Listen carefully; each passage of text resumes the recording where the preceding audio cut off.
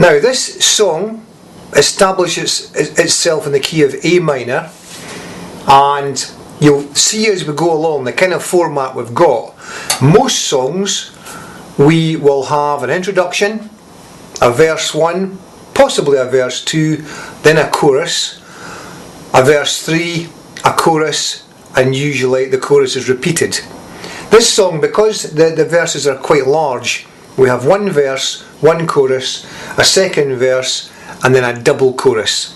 And part of that double chorus is an instrumental. So we're working in the key of A minor, and once we have that initial chorus, which in fact is in the key of C major, that being the relative major to A minor,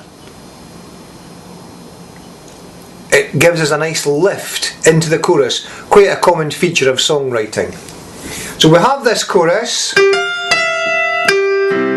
have a bass, descending,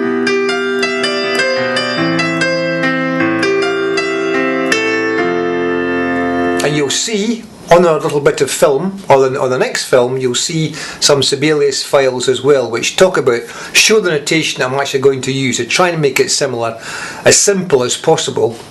You'll also see from our other camera the actual notation down here, and you can look at that and possibly have a go. Now, the verse itself, as I said, is in the key of A minor. And again, it's a descending bass line, extremely popular in pop music. Let me let you hear the line of chords that I'm using there.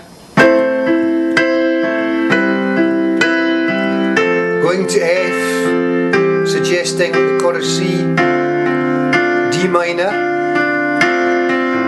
Going to the dominant of the C major chord, repeating the A minor to G to F to C,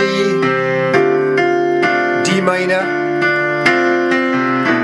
The second time though, not going to the G chord, but suggesting a new chord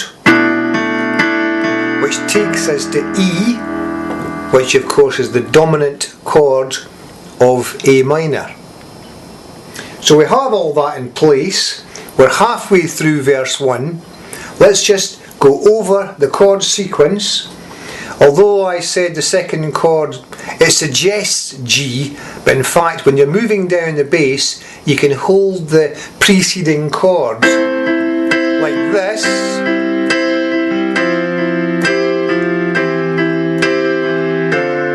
But I've made it just a little bit more sophisticated than that.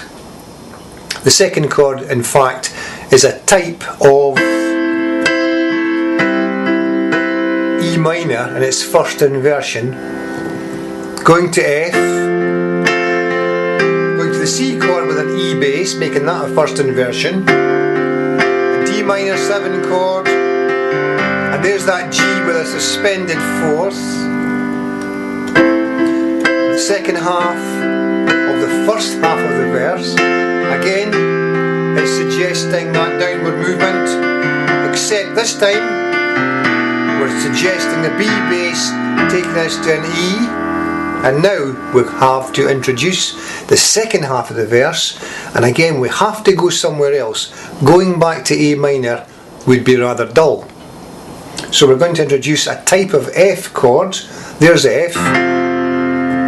Put it in its first inversion and introduce the major 7th note there, which is an E, because that is going to come into the melody here.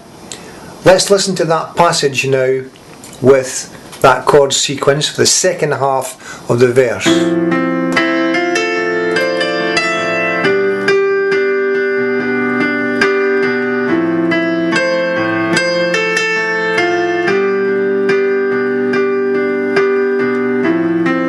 Bit of repetition,